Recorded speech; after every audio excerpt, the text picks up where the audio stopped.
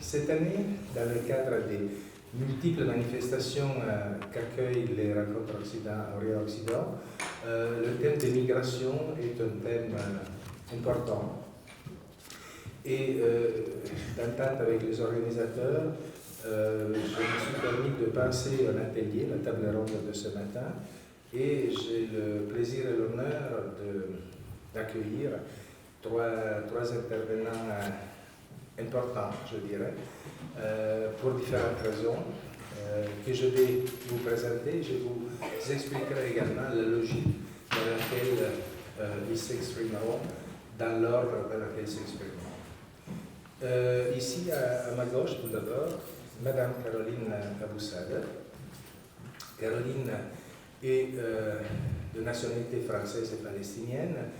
Elle a travaillé longtemps pour Médecins sans frontières. Ensuite, où elle était responsable de la recherche. Ensuite, elle a travaillé pour SOS Méditerranée. Peut-être vous avez entendu parler du bateau l'Aquarius et les sauvetages de l'Aquarius en Méditerranée. Eh bien, c'était l'organisation dont Caroline est actuellement la présidente. Et elle travaille également comme programmatrice et le comité éditorial du Festival international et Forum des droits de l'homme de Genève. À mon extrême gauche, Monsieur Charles Heller, qui est co-directeur du projet Forensic Oceanography, dont il vous expliquera les spécificités et les particularités. Charles Heller a longtemps travaillé en Angleterre, à Londres. Il est actuellement à Genève, à l'Institut où j'enseigne, dans le cadre d'un postdoctorat.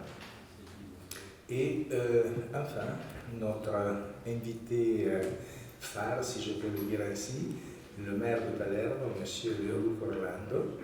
M. Leoluc Orlando a été, quand on dit maire de Palerme, le stéréotype de la Sicile et de la mafia sont là. Eh bien, rassurez-vous, on n'est pas dans une conférence de collusion ou complaisance. C'est un peu un miracle de savoir que dans une ville comme Palerme, le maire, M. Leoluc Orlando, a été élu à plusieurs reprises sans une casquette d'un parti politique précis à 75-80% de la population, et il a contribué à des réformes essentielles dans la ville et dans la région contre justement la mafia. Mais plus que ça, parce qu'aujourd'hui le débat porte sur la question de la Méditerranée, eh bien, M. Leoluc Orlando, comme il l'expliquera lui-même après, il est l'initiateur de ce qu'on appelle la Charte de Palerme, qui, en gros, a promu la question du droit à la mobilité. Il y a d'ailleurs des copies de la Charte de Palerme que M. Leoluc Orlando pourra distribuer et qui sont en différentes langues, en arabe, en français, en anglais. Et il est aujourd'hui à la tête d'un réseau de maires européens qui se battent sur la question du droit à la mobilité des migrants. Monsieur Leoluc Orlando a aussi plusieurs vies, si je peux dire ainsi, car il a vécu en Colombie, en Allemagne, en Géorgie et au Mexique, avec différentes tâches et casquettes, et finalement il est revenu dans sa Sicile natale comme maire. Maintenant, qu'est-ce que nous allons faire ce matin? Je pensais qu'on pouvait avoir, dans un premier moment, 3 interventions de 15 minutes chacune, dans un ordre. D'abord, Caroline Aboussada, puisque quand on parle Méditerranée, migrants méditerranéens, une des premières images qui nous viennent à l'esprit, celle que les médias aussi véhiculent, c'est bien le sauvetage en mer. C'est donc une partie de la réalité des migrants lors des traversées et les questions de l'intervention ou pas des États riverains.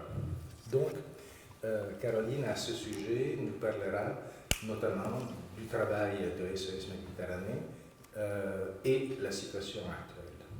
Ensuite, Charles Heller nous parlera de notre aspect, d'une autre facette de ces migrations, la plus tragique en quelque sens, puisque le travail auquel SOS Méditerranée s'attelle est, je dirais malheureusement, la pointe de l'iceberg au vrai sens du mot.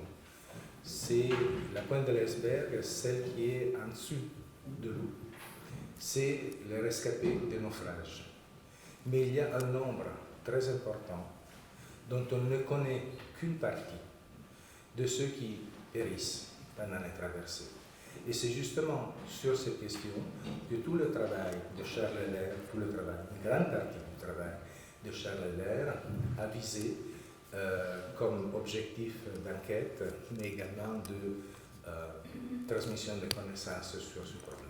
Et enfin, on viendra à la troisième dimension de la charte de Palerme. Donc, ce que je veux dire, ce sera, voilà, ce que j'ai oublié de dire, c'est que les collègues aujourd'hui autour de cette table sont ce que j'appellerais le genre de mes académiques préférés, puisque tous les trois sont des universitaires.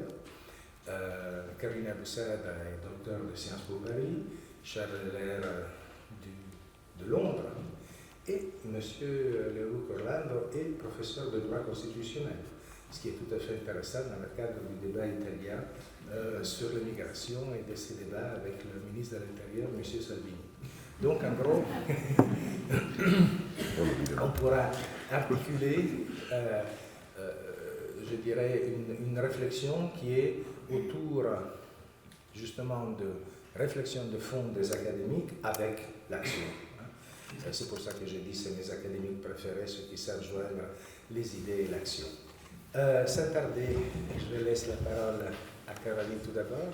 Si je peux vous demander 15 minutes au maximum, parce qu'après, on aura une petite interaction entre les trois, et ensuite, enfin, la parole sera à vous pour des échanges avec les intervenants. Caroline. Merci beaucoup. Je vais me rapprocher. Et merci à vous d'être là un samedi matin à nous écouter parler de choses qui ne sont pas forcément très réjouissantes. Je propose que quelqu'un fasse des grands signes si je dépasse les 15 minutes parce que je n'ai pas de montre. Et puis c'est toi qui fera. D'accord. J'essayais de. Non, c'est un énorme plaisir et honneur d'être sur ce panel et puis d'être avec vous ce matin. Donc, comme l'a dit Ricardo, moi je suis la directrice de SOS Méditerranée Suisse. Je voulais vous parler un peu de, alors sans vouloir, parce qu'en 15 minutes c'est court, mais vous retracer un peu l'évolution de la situation en Méditerranée sur les 4-5 dernières années, vous dire effectivement pourquoi et comment SOS Méditerranée s'est créé, et vous raconter un peu où on en est à l'heure actuelle.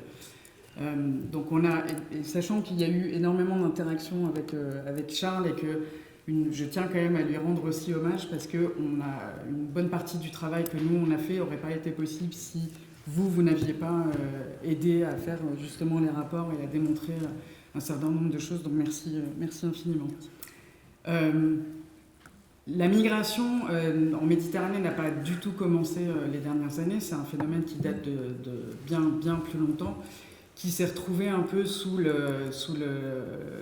l'œil des caméras il y a effectivement pas très longtemps malheureusement.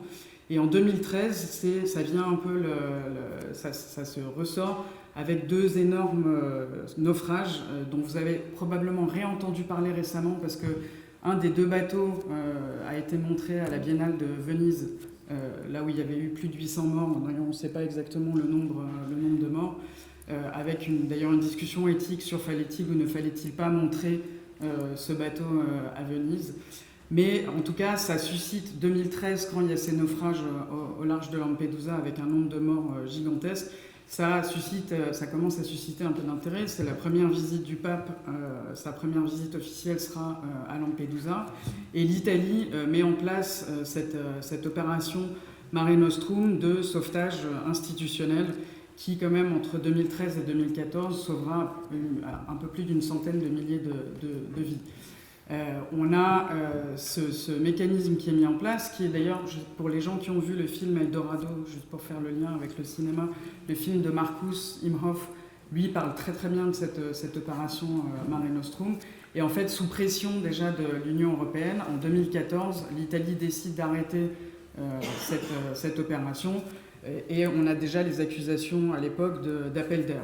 En gros, l'Union européenne reproche à l'Italie de créer un appel d'air et en gros d'inciter les migrants à prendre la mer et pour se faire récupérer par les bateaux italiens et se faire amener en Europe. Alors, on a déjà les accusations de taxi de la mer, mais là sur les bateaux italiens et pas sur les bateaux des ONG. Et entre 2014 et 2015, il n'y a plus de système de sauvetage institutionnel. Et on voit bien que les départs des côtes libyennes continuent. Et la seule différence, c'est que le taux de mortalité explose parce qu'il n'y a plus personne pour récupérer les gens. Et ce qui sera, d'ailleurs, enfin, ça je pense que ce sera important que tu puisses développer là-dessus, parce que ça a été très très bien montré par l'équipe de Charles. Et du coup, en 2015, on a effectivement un énorme pic d'arrivée, d'ailleurs à cause de plusieurs facteurs, la guerre en Syrie en étant clairement un, la déstabilisation de la Libye en étant un autre. Et on se retrouve effectivement avec des arrivées massives à la fois sur la route entre la Turquie et la Grèce et sur la Méditerranée centrale entre la Libye et l'Italie. Et comme il n'y a plus de système institutionnel de sauvetage en mer, il y a un certain nombre d'ONG qui décident de mettre des bateaux de sauvetage en place et d'aller effectivement sauver les gens de la noyade. Et juste pour vous donner un exemple, par exemple, MSF avait décidé de s'investir en disant le taux de mortalité est aussi important que le taux de mortalité dans des conflits actifs. Et donc c'est pas pour cette raison-là qu'on décide de mettre en place des bateaux de sauvetage au large des côtes libyennes. Et 2015-2016, il y a effectivement une dizaine de bateaux d'ONG qui sont en Méditerranée, qui récupèrent les gens et qui les ramènent effectivement sur les côtes italiennes. Et au moment où ils sont ramenés sur les côtes italiennes, ils sont pris en charge à la fois par le Haut Commissariat aux réfugiés, par la Croix-Rouge nationale et par les autorités étatiques. Et ils sont redispatchés après dans des centres où leur demande d'asile est traitée. En 2017, début 2017, la situation commence à se compliquer un petit peu parce que l'Italie est toujours assez seule face à cette situation.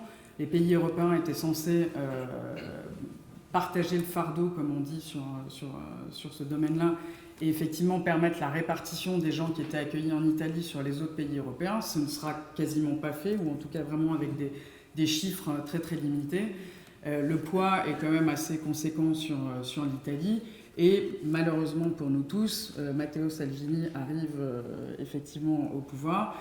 Et pour être très honnête, à SOS Méditerranée, quand on a appris effectivement que Matteo Salvini arrivait au pouvoir, on s'est dit que l'avenir de l'Aquarius était, en gros, que les jours de l'Aquarius étaient comptés. Parce qu'il a toujours eu SOS Méditerranée, en gros, dans le viseur. Et donc on savait très bien que ça allait susciter une réaction assez épidermique. Et ça n'a pas tardé.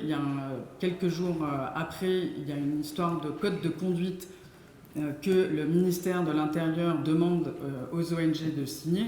Code de conduite qui mettait un certain nombre de règles en place, la plupart étant déjà respectées par les ONG. Mais la discussion achoppe sur deux éléments principaux. La première, c'est sur la présence de policiers armés à bord des bateaux. Et la deuxième, c'est l'interdiction des transbordements entre petits bateaux et grands bateaux. Alors comme ça a l'air un peu anodin, sauf que dans toute cette flotte d'ONG, de bateaux d'ONG présents au large des côtes libyennes, il y a évidemment, certains ont plus de capacité que d'autres. Et en fait, la pratique était que les plus petits bateaux qui avaient peu de capacité transbordaient les gens sur les plus gros bateaux comme l'Aquarius. L'Aquarius, par exemple, avait la capacité d'accueillir presque 600 personnes à bord. Et donc, ça a évité de faire des allers et retours entre la zone de sauvetage et les côtes. Et ça permettait d'avoir un plus grand nombre de navires présents pour des opérations de sauvetage. Donc, il y a eu énormément de discussions, en gros, en juin, juillet 2017, autour de ce code de conduite. Et en fait, il y a eu trois directions prises par les ONG. C'est vraiment du exit, voice and loyalty pour le coup. Mais en gros, il y en a qui ont décidé d'arrêter complètement les opérations en disant voilà, on veut pas signer cette histoire, donc on arrête les opérations. Il y en a qui ont décidé de négocier et de signer une nouvelle version, ce qu'a fait SOS Méditerranée, où en gros la discussion a porté sur ces 2 points, et une fois que les 2 points ont été enlevés du code de conduite, on a accepté de signer ce code de conduite, et il y en a qui ont signé la version originelle. Le résultat ne s'est pas fait attendre du tout, et Jugendrettet, qui était une organisation allemande, qui a refusé de signer le code de conduite, voit son bateau, la Juventa, séquestré le 2 août, je crois, en Sicile, sous des prétextes. Alors il y a énormément de prétextes fallacieux qui sont sortis sur les séquestrations de bateaux, mais et depuis, il n'a jamais pu repartir, d'ailleurs, la Juventa. Et ça, c'est le mois d'août. Septembre, on a effectivement une partie d'ONG qui arrête, notamment Save the Children. Une autre section d'MSF arrête aussi les opérations. Donc, en fin 2017, il y a moins de bateaux en mer. Il y a toujours des départs continus. Et 2018, c'est effectivement le plus récent. Et du coup, moi, c'est ce que j'ai vraiment suivi côté SOS Méditerranée. On s'est retrouvé dans une situation complètement kafkaïenne parce que on a au mois de juin, donc on a fait énormément de sauvetage entre janvier et juin, notamment certains qui ont été assez critiques. Il y en a un qui a eu lieu le 27 janvier 2018 qui a été assez traumatisant pour tout le monde parce que le bateau c'était en pleine nuit. Le bateau avait déjà commencé à couler, donc il y a une partie des gens qui n'ont pas pu être sauvés, et pour les équipes ça a été extrêmement difficile. Mais les sauvetages ont continué, et au mois de juin, on se retrouve dans cette situation ubuesque nous on effectue 2 sauvetages, donc on récupère déjà des gens à bord, et les gardes-côtes italiens nous transfèrent quelques centaines de personnes aussi à bord de l'Aquarius. Donc c'est pour ça que je précise bien, des gardes-côtes italiens. Et on se retrouve avec 630 personnes à bord, ce qui dépasse la capacité de l'Aquarius. On commence à naviguer vers l'Italie, et là, on a l'annonce de la fermeture des ports italiens par Matteo Salvini, et on se retrouve avec 630 personnes à bord, polytraumatisées, issues à la fois d'opérations de sauvetage et de notre part et des gardes-côtes italiens, sans pouvoir débarquer ces gens. Et alors, s'en est suivi toute une série de négociations, et c'est finalement l'Espagne et la ville de Valence qui a accepté de nous accueillir. Et on a été obligé de transférer une partie des gens sur 2 navettes pour pouvoir faire parce que quand même, de là où on était jusqu'au port de Valence, c'était 1500 km, donc ça a été plusieurs jours de navigation pour pouvoir aller déposer les gens à Valence. Et là, Gibraltar, qui était notre État pavillon, décide de nous enlever le pavillon sous pression de l'Italie. Et donc, on se retrouve à ne plus pouvoir aller à notre port d'attache qui était Catane, parce qu'on savait très bien que si on mettait un pied à Catane, on se ferait séquestrer l'Aquarius. Donc, on part à Marseille et on apprend qu'on n'a plus de pavillon. Les discussions commencent avec l'État du Panama, qui finalement accepte de nous donner le pavillon. On repart en mer au mois d'août, et on se retrouve de nouveau dans la situation où là en plus il y a une discussion lors d'un sauvetage avec les gardes-côtes libyens qui voulaient reprendre une partie des gens qu'on avait à bord pour les ramener en Libye, ce qu'on a refusé. Ça, c'est très clairement nous, on a peu de lignes rouges, mais celle-là elle est vraiment claire. Il est absolument inimaginable pour nous de renvoyer des gens en Libye, surtout vu l'évolution de la situation les derniers temps, et surtout vu tous les témoignages que nous on a récupérés de gens à bord sur les mauvais traitements, les tortures, les viols qui se passent dans les centres de détention libyens. Et donc il y a eu une bisbille avec les gardes-côtes libyens, et on se retrouve avec l'État du Panama qui fait un communiqué de presse officiel alors qu'on est encore en mer, disant on déflague l'Aquarius, donc on lui retire le pavillon panaméen sous pression de l'Italie qui nous a en gros menacé et a dit au Panama, soit vous retirez le pavillon à l'Aquarius, soit on interdit l'entrée des bateaux battant pavillon panaméen dans tous les ports italiens. Le Panama ayant une activité quand même assez basée sur son transport maritime, n'a évidemment pas pu se permettre de jouer au bras de fer avec l'Italie et a accepté de nous enlever le pavillon. Ce qui, en fait, n'arrive jamais. Ça n'arrive jamais dans la vraie vie qu'un bateau se fasse dépavillonner. Et alors, non seulement une fois, mais 2 fois en 3 mois. Et donc, on s'est retrouvé dans des situations intéressantes intellectuellement, mais compliquées humainement et émotionnellement, où moi, je me suis retrouvée, par exemple, dans des réunions avec le HCR, parce qu'en fait, au mois de juin, quand il y a toute cette histoire de Valence, il y a aussi un Conseil européen qui reconnaît la souveraineté, enfin qui en gros, au même moment, enfin en 2 jours, le jeudi, vendredi, il s'est passé tout un tas de trucs. Et j'essaye de faire très court. Bref, en gros, en très peu de temps, la souveraineté de la Libye est reconnue sur sa zone de recherche et de sauvetage, sauf qu'une fois que vous prenez en charge un sauvetage, vous devez aussi attribuer un port, un lieu sûr de débarquement pour les gens. La Libye n'en est pas un. Donc quand on a discuté avec le HCR, eux nous ont dit, écoutez, on n'a jamais vu ça, donc ce qu'on vous propose, c'est faites don, et puis si jamais ça coince, on verra ce qu'on peut faire. Donc c'est un peu ce qu'on a fait toute l'année dernière. On a fait ce qu'on pouvait et le HCR et d'autres institutions ont un peu couru derrière en essayant de dire oui, la Libye, c'est vraiment pas un port sûr. Oui, il faudrait quand même créer un système de débarquement prévisible pour les gens. Et à l'heure actuelle, donc je fais fast forward de plusieurs mois. Bref, on se retrouve à quai au mois d'octobre. Sans pavillon, on lance les démarches en Suisse. Vous avez peut-être suivi un peu où il y a eu pas mal de mobilisations en Suisse pour attribuer le pavillon suisse à l'Aquarius pour raisons humanitaires, ce qui a été refusé par le Conseil fédéral dont l'argument était de dire non, mais comme il n'y a pas de système de débarquement, on va pas vous donner le pavillon, donc on était là, donc on les laisse mourir parce qu'on ne sait pas très bien où on va les mettre après. La logique est quand même un peu curieuse. Et on décide du coup la même semaine d'arrêter l'affrètement de l'Aquarius.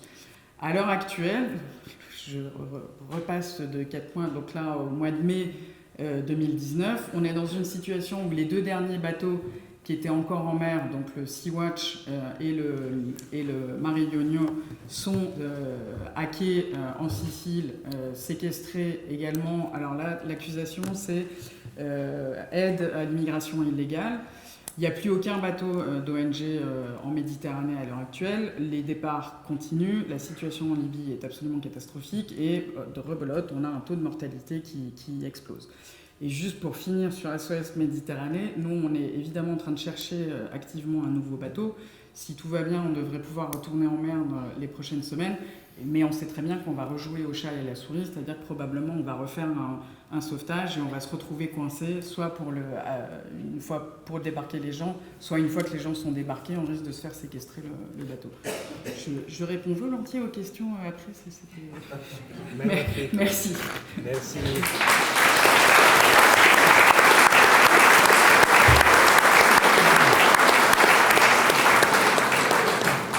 Merci beaucoup Caroline pour cet aperçu de la situation humanitaire en Méditerranée. Par rapport à ce que tu as évoqué, il serait peut-être important de rappeler aussi que dans les archives de la RTS, les archives radiophoniques, vous pouvez trouver un reportage d'environ 4 heures, très bien fait, d'il y a une année, par des journalistes de la Suisse romande qui, sur le bateau l'Aquarius, ont interviewé et enregistré des témoignages à la fois des migrants, de leurs conditions de détention en Libye, de la situation de l'embarquement en mer, etc., mais aussi du personnel travaillant à bord de l'Aquarius. Puisque là, comme l'a souligné opportunément Caroline, il y a bien sûr la situation des migrants traumatisés, mais il y a d'autres formes de souffrance et de traumatisme dont on parle beaucoup moins, qui sont ceux qui travaillent dans l'humanitaire auprès des migrants à différents niveaux. Donc ça c'est un point important à souligner également. Sans tarder, je passe maintenant la parole à Charles. J'ai oublié de mentionner, mais peut-être qu'il le fera, une partie du travail effectué par Charles a fait l'objet d'expositions, ce qui a été le cas à New York au Museum of Modern Art, ça a été le cas à la Tate Gallery à Londres, c'est là la première fois où moi j'avais vu ton exposition, à Genève, et enfin ailleurs. Donc là, on va maintenant aborder l'autre aspect, cet aspect moins connu et difficile à saisir, à connaître, parce que comment on sait qui meurt, on n'a pas les noms, il n'y a pas une liste comme quand vous embarquez dans un avion, évidemment, donc on peut savoir. Donc là, on ouvre la porte sur point de d'interrogation. Charles. Merci beaucoup, Ricardo. Bonjour à toutes et à tous. Très, très heureux d'être ici avec vous. Bon, vous voyez, je suis chargé de parler des morts en mer, donc évidemment, de loin pas un sujet réjouissant, mais j'espère aussi qu'aujourd'hui, on pourra parler de visions alternatives qui pourraient changer durablement la donne en Méditerranée. Et vraiment, je suis extrêmement heureux d'être ici avec Ricardo Bocco, un collègue, un ami dont je respecte énormément le point de vue fort et complexe à la fois sur un ensemble de sujets allant de la Palestine aux migrations en passant par le cinéma et les médias. Très heureux d'être avec mon amie Caroline Aboussada et j'aimerais vraiment saluer le courage et la persévérance des différentes ONG qui opèrent le secours en mer. C'est vraiment un travail simplement extraordinaire qu'elles font collectivement et évidemment SOS Méditerranée en particulier. Et je suis extrêmement heureux également d'être aux côtés de monsieur Leoluca Orlando ici à mes côtés. En fait, Palerme est une de mes villes préférées au monde. Et c'est aussi la ville où pratiquement chacun de nos terrains, donc, en tant que chercheurs, lorsque nous enquêtons sur les migrations, les politiques migratoires en Méditerranée centrale, pratiquement tous nos terrains commencent et terminent à Palerme. Et donc c'est une ville que je côtoie depuis de nombreuses années, dans laquelle je participe également à différents événements importants. L'été dernier à la Manifesta, une biennale internationale qui a eu lieu à Palerme, dans laquelle on a montré les différentes vidéos qui synthétisent les cas de naufrage que nous avons documentés. Un événement également appelé Sabir, qui a rassemblé la société civile des deux rives de la Méditerranée et dont Palerme était également l'hôte. Et puis également, pour mentionner juste encore un autre événement, le tribunal populaire des peuples qui a eu lieu à Palerme concernant les violations du droit liées aux migrations, mais qui sont justement difficiles à rendre compte dans le cadre du droit et pour lesquels donc un tribunal des peuples a été constitué. Donc quelque part, je vais très souvent et avec plaisir à Palerme, mais aujourd'hui c'est Palerme qui vient à moi, représenté par son maire, et donc vraiment c'est un très très grand plaisir d'être là. Donc je suis un des cofondateurs du projet Forensic Oceanography, qui développe des méthodes pour documenter les violations en mer, et ce travail opère à travers les champs académiques. Je suis d'abord un chercheur universitaire, mais en collaboration étroite avec de nombreuses ONG, dans le sens où les rapports que nous produisons sont la base pour différentes plaintes déposées par des avocats, des ONG, devant des cours nationales et internationales, et on collabore très étroitement avec toutes les ONG qui opèrent le secours en mer également. Et effectivement, notre travail circule également dans le contexte artistique où on produit des vidéos qui synthétisent les différents cas de naufrage que nous documentons. Très brièvement, notre travail a commencé en 2011, lorsque, après que la frontière méditerranéenne ait quasiment été fermée à travers les politiques d'externalisation de l'Union européenne en collaboration avec des États comme la Tunisie, mais en particulier le régime de Kadhafi en Libye, eh bien, les soulèvements arabes font tomber ces régimes et en même temps font tomber ce régime de contrôle des migrations externalisées. Et donc la Méditerranée est réouverte, de nombreuses personnes traversent à nouveau la mer, mais on voit à nouveau un grand nombre de personnes mourir en mer. Il y a eu plus de 30 000 morts documentées en mer au cours des 30 dernières années, documentées méticuleusement, inlassablement, par des ONG comme United Against Racism, basée à Amsterdam. Documenté, et donc, encore une fois, il y en a de nombreux autres. Et ce chiffre de 30 000 morts devrait nous donner le vertige. 30 000 fois une personne. 30 000 fois une famille qui est laissée sans nouvelles, extrêmement souvent.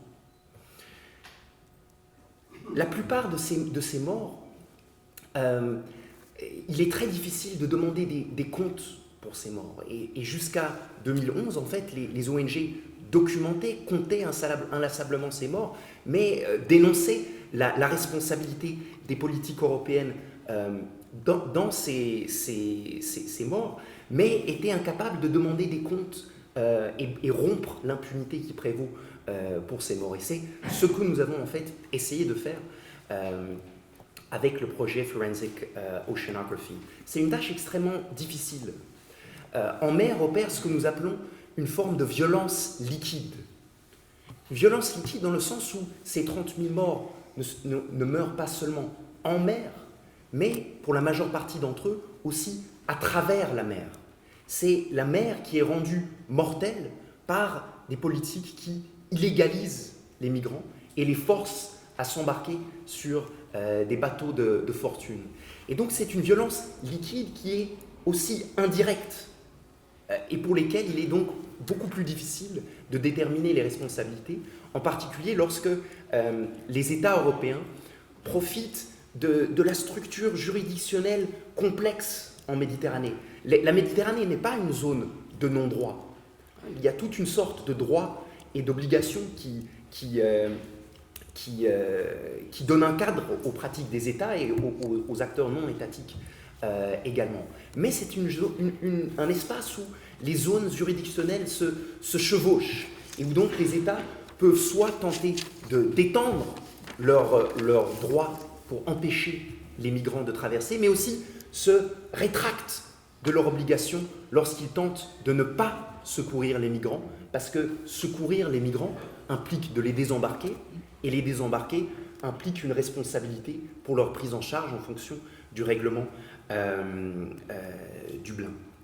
Et donc, en somme, ce que le projet Forensic Oceanography a tenté de faire au cours des dernières années, c'est d'utiliser certains des moyens de surveillance déployés par les États pour détecter et contrôler les migrants, mais de réorienter ces outils pour documenter la violence des frontières et inscrire le plus précisément possible des incidents et les acteurs qui sont responsables pour ces incidents dans les différentes zones juridictionnelles qui recouvrent et se chevauchent en mer.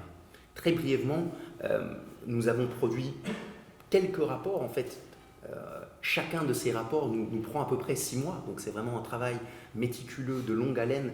Évidemment, nous n'avons absolument pas la capacité de documenter finement chaque cas de naufrage qui a lieu en mer, mais notre travail a commencé avec le bateau qu'on appelle aujourd'hui le bateau abandonné à la mort, the Left to Die Boat Case. Un bateau qui, en mars 2011, alors que 38 navires de guerre sont déployés au large de la Libye, un bateau qui est abandonné à une mort lente dans la zone de surveillance de l'OTAN pendant 14 jours, et ce malgré plusieurs appels de détresse et malgré plusieurs interactions avec des acteurs étatiques. Il y avait seulement une seule image qui a pu être auquel nous avons pu accéder à travers une enquête du Conseil de l'Europe. Une image de cette embarcation, imaginez-la prise depuis le ciel, une image pixelisée où on ne peut pas discerner les visages des passagers. Une image prise par un avion de surveillance militaire français qui opérait dans le cadre de la mission de l'OTAN à ce moment et qui photographie ce bateau avant de transmettre sa localisation exacte aux gardes-côtes italiens. Une seule image donc pour rendre compte de cet événement en dehors du témoignage des 9 survivants sur les 72 passagers. 9 survivants tous les autres sont décédés lors de ces 14 jours de lente dérive en mer. Et donc ce que nous avons dû faire, c'est essayer de reconstituer cet enchaînement d'événements à travers le témoignage des survivants, mais aussi, par exemple, avec des images satellites, ou en reconstituant la dérive de cette embarcation à travers les données de courant et de vent et l'aide d'océanographes. Et de cette manière-là, nous avons pu reconstituer méticuleusement cet enchaînement d'événements.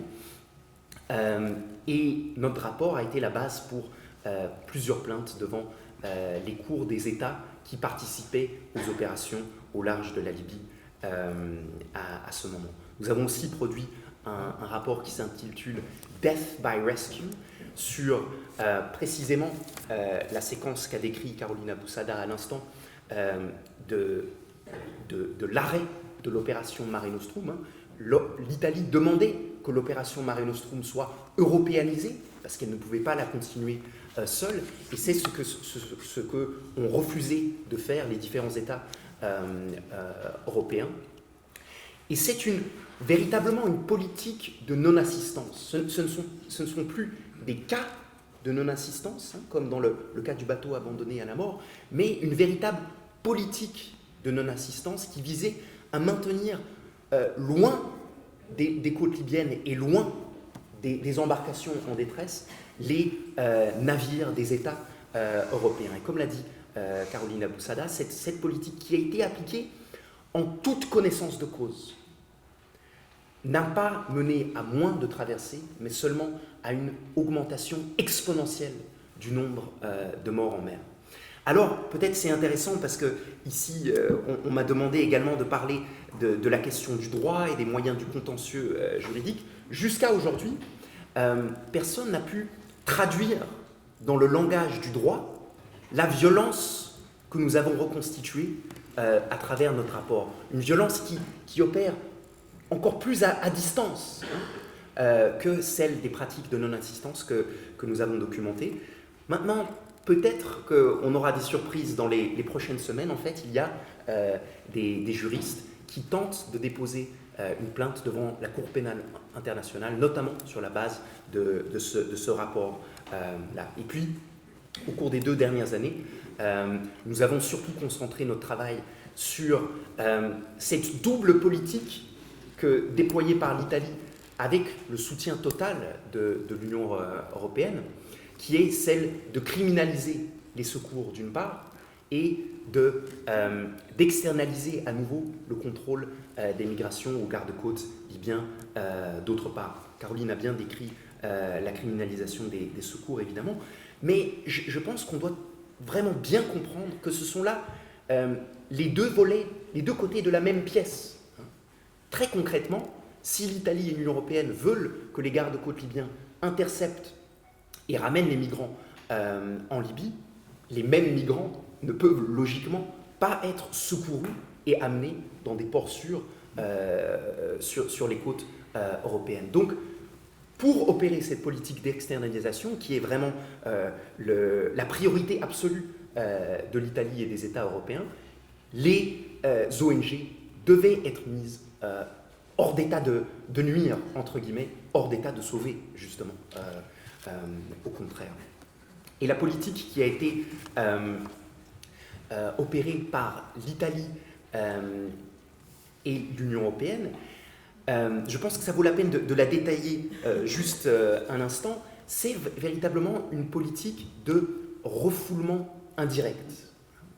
L'Italie a été condamnée en 2012 dans le cas Hirsi, pour avoir ramené directement des migrants interceptés en haute mer vers la Libye.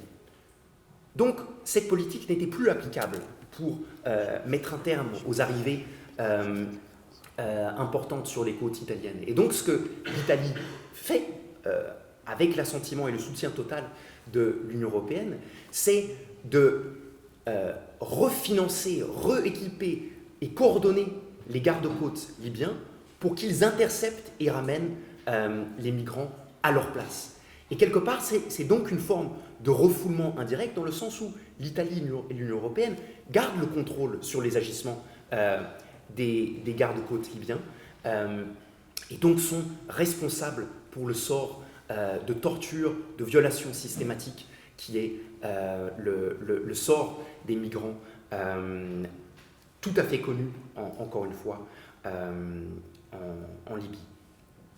C'est ça, ce sont en quelques mots les rapports que nous avons produits au cours des dernières années. Et donc, justement, sur cette politique-là, notre dernier rapport, Mare Clausum, a été la base pour une plainte contre l'Italie devant la Cour pénale, la Cour européenne des droits de l'homme, excusez-moi, plainte qui est en cours et qui malheureusement n'a jusqu'à maintenant pas empêché la continuation et même la radicalisation de cette même politique mise en place sous Minniti, le ministre de l'Intérieur précédent, mais radicalisée encore sous Salvini. Peut-être un mot pour conclure très brièvement. Je pense que l'outil du droit et du contentieux juridique est extrêmement important, très important dans ce moment même pour tenter de contrer cette tentative par les États de rabaisser le seuil des pratiques acceptables. Donc c'est un outil très important dont on se saisit et dont il faut se saisir, mais clairement ça n'est pas non plus un outil suffisant.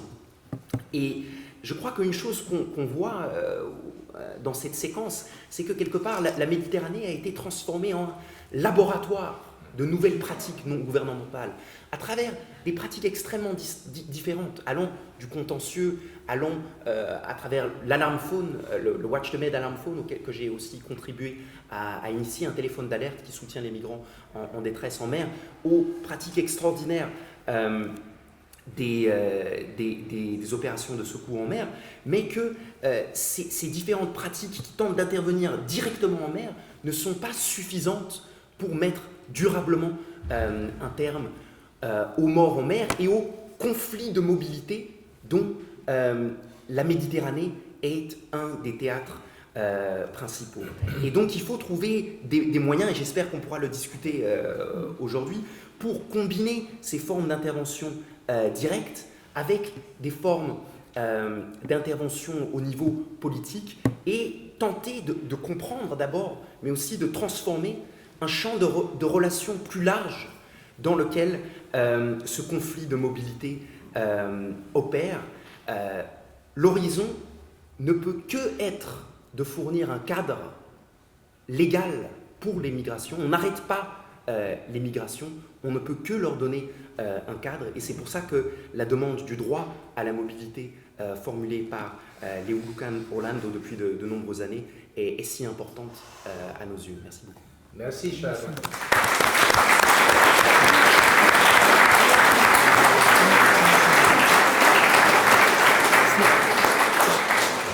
Je voulais juste rajouter une petite chose, c'est que la criminalisation des ONG en mer n'arrête pas seulement le sauvetage, mais aussi la capacité de témoignage en fait, de ces mêmes ONG sur ce qui se passe en Méditerranée. Et ça, c'est assez fondamental. C'est que on est quand même gentiment, mais sûrement en train de sortir complètement tous les témoins possibles des pratiques européennes en Méditerranée.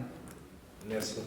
Bon, vous voyez bien à travers ces deux premières interventions la complémentarité des travaux et des interventions à la fois dans le domaine direct de l'humanitaire, ensuite la documentation de tout cela et la construction de dossiers qui visent à interroger non seulement les pratiques du droit ou les non-pratiques du droit, mais aussi de faire jurisprudence par rapport à une justice qui fait défaut. Bon, après ces deux premières interventions, Monsieur le maire, Monsieur Leo Orlando, là, politiquement parlant, votre action. Merci. Bonjour, merci pour votre attention, pour votre présence. Je remercie le professeur Bock. C'est un plaisir pour moi d'être ici avec Caroline et Charles. Et il faut dire qu'en ce moment, il y a dans la ville de Palerme 12 heures de concert. Jusqu'à 12 heures cette nuit, j'espère être à Palerme au fin du concert. Ce concert est un concert qui s'appelle Méditerranée antiraciste. Il est un concert pour soutenir les bateaux Mare Ionio, Le bateau Mariano est un bateau avec un drapeau, le drapeau officiel de la ville de Palerme. Je sais que le ministre Salvini n'est pas content, mais il est le drapeau de la ville de Palerme. Je suis le maire. Mais je me regrette parce que je parle. Je suis très content aussi parce que toutes les fois que je suis dans la Suisse, je suis très content parce que je suis né le 1er août.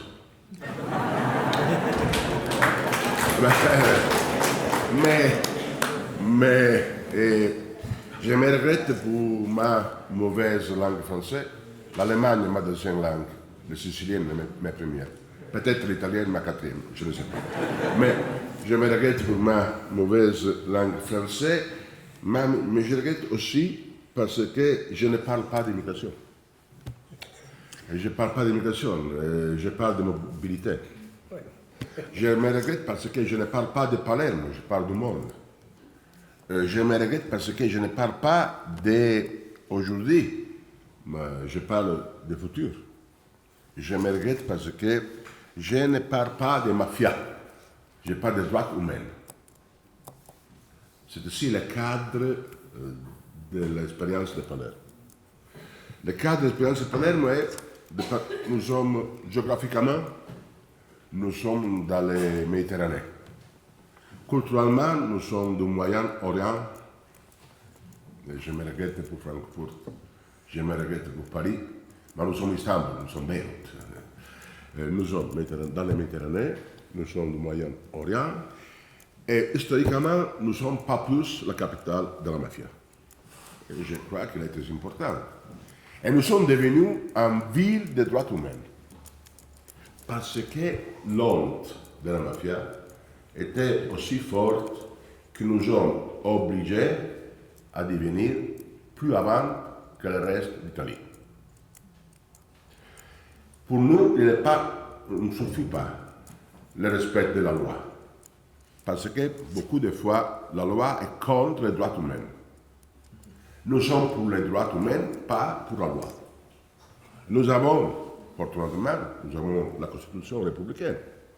Nous avons la Déclaration universelle des droits humains.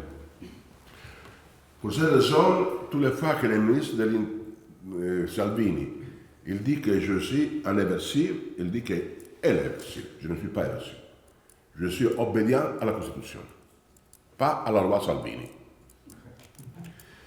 Et il faut penser, pas seulement, Palerme n'existe pas en ville dans l'Europe, culturellement aussi changé comme Palerme dans les dernières 40 années.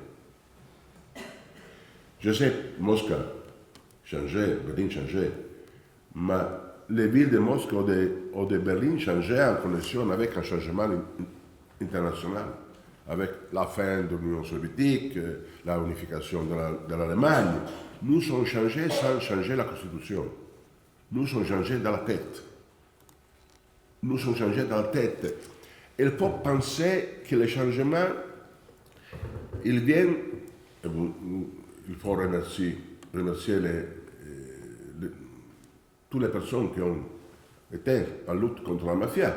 J'étais athéiste et communiste. Je ne suis pas parfait, mais je ne suis pas athéiste. Je ne suis pas parfait, je ne suis pas communiste. Mais toutes les fois que j'étais contre la mafia, le cardinal mafieux, il disait que j'étais athéiste. Et toutes les fois que j'ai parlé contre les ministres mafieux, contre la mafia, les ministres mafieux disaient que j'étais opposition communiste. Il faut remercier aussi toutes les personnes qui sont mortes dans la lutte contre la mafia, mais il faut aussi remercier la mafia. Parce qu'elle a tué trop. Et tout le monde est obligé à voir, à parler, à écouter. Et il faut remercier la mafia, dramatiquement. Pour la même raison, il faut remercier Osama Bin Laden, Islamic State. Parce que les musulmans vont changer comme réaction contre la violence criminelle. La même pour les Allemands. Je crois que les Allemands, après de Hitler, ils sont plus civil qu'entre Hitler. Obligé à voir la réalité. Je crois que l'Italie, après Salvini, va être meilleure. Parce qu'elle oblige nous à penser qu'est-ce que signifie le respect des droits humains. Mais je ne parle pas d'immigration. Si vous demandez à les maires de Palerme combien de migrants ils sont à Palerme, les maires de Palerme répondent « nous n'avons pas de migrantes ». Les maires de Palerme ne font pas de distinction entre qui est né à Palerme et qui vit à Palerme. Je me regrette pour Charles, toutes les fois qu'il vient à Palerme, il est palermitaine. Il est libre de sortie, mais toutes les fois qu'il est à Palerme, il est palermitaine. Ça signifie que toutes les personnes qui vivent dans la ville de Palerme, ils sont citoyens de Palerme. Il n'est pas comme ça dans les banlieues de Paris. Il n'est pas comme ça dans les villes près de Bruxelles. Et nous sommes devenus la ville plus sécure d'Italie. Oui, Palerme. Il est le rapport du ministère de l'Interni. Ministère de l'Intérieur. Le ministère de l'Intérieur, qui n'est pas bon ami de moi. Il a dit qu'elle est la ville plus sécure d'Italie. En ce moment, nous sommes la ville avec plusieurs présences touristiques. Après Rome et Florence, avant de Venise, avant de Naples. Qu'est-ce que signifie? Signifie que la mobilité est en valeur. La mobilité est en valeur. Je ne parle pas d'immigration, je parle de mobilité. Le monde, il faut avoir conscience de l'importance de la mobilité. Je pense que le futur du monde s'appelle Google et Ahmed. Google, ou Alibaba, ou Facebook, signifie que la connexion virtuelle, la connexion de communication.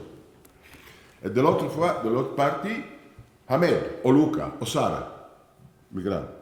La mobilité humaine et la mobilité virtuelle. C'est ici le futur du monde. Ça signifie qu'il faut changer notre opinion. Il faut changer notre traditionnelle opinion. Surtout, l'État. Qu'est-ce qu'est l'État? Un espace fermé que l'on défend avec les fleurs ou avec les armes. Mais en tout cas, un espace fermé. Demandez à un jeune fils de 20 années qu'est-ce qu'est l'État. Il ne comprend pas qu'est-ce qu'est l'État. Pour le jeune fils, il n'existe pas l'État. L'État est l'ennemi de la félicité. Parce que pour le jeune fils existe le monde et le village.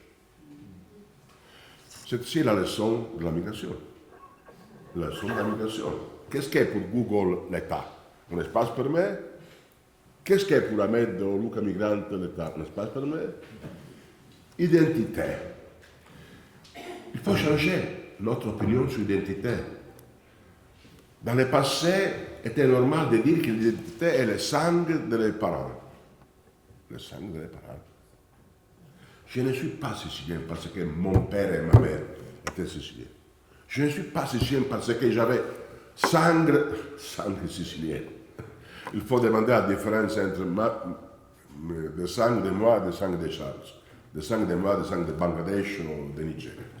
Je ne suis pas sicilien parce que je suis né en Sicile et mes parents sont siciliens. Je suis sicilien parce que cette ici est ma libre choix. Ma libre choix. Elle est le message de migrants, le message de Google, et le message de la mobilité. Et je pense qu'au fin de cette meeting, il va être tunisien et hindou, ou allemand et musulman. Identité et choix. Nous, Palerme est une ville raciste. Oui. Nous sommes une ville raciste. Parce qu'existe seulement la race humaine. Nous sommes racistes. Toutes les fois que je parle de Palerme, je dis Palerme est une ville raciste. Parce que pour nous, il existe seulement la race humaine. Et le jus sanguis Ça signifie que Droit du sang. la loi du Sandre, il prépare Dachau et Auschwitz. Il prépare génocide. La patrie. La patrie. Qu'est-ce que la patrie?